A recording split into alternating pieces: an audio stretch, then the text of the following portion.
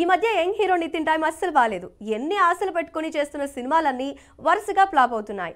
Entertainment highlight, audience కి బిర్యానీ పెడతాము అంటూ ఎక్స్ట్రాడినరీ మ్యాన్ మూవీతో ఊరించి ఉసూర్ అనిపించారు. ప్రస్తుతం తమ్ముడు సినిమా చేస్తున్నాడు నితిన్.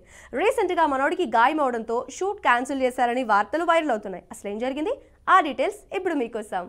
నితిన్ హీరోగా వక్కంతం వంశీ డైరెక్షన్ లో చేసిన ఎక్స్ట్రా ఆర్డినరీ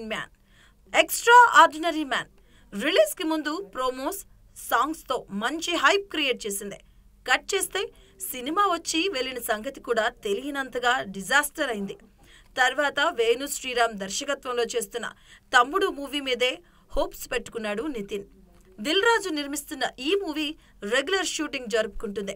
అయితే షూటింగ్ లో నితిన్ చేతికి గాయం కావడంతో సంక్రాంతి వరకు షూటింగ్ ఆపివేశారంటూ వార్తలు వైరల్ అయ్యాయి. ఈ వార్తలపై నితిన్ టీం రియాక్ట్ అయ్యారు.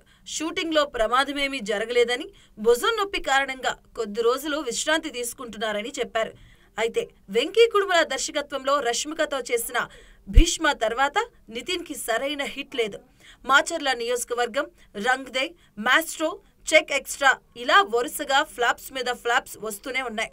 వెంకీ కుడుమల సినిమా ఆగిపోయిన సంగతి తెలిసిందే. ప్రస్తుతం రేసులో వెనుకబడ్డ నితిన్ వకీల్ సాబ్ ఫేమ్ వేణు శ్రీరామ్ దర్శకత్వంలో చేస్తున్న తమ్ముడు మూవీ మీదే ఆశలు పెట్టుకున్నాడు.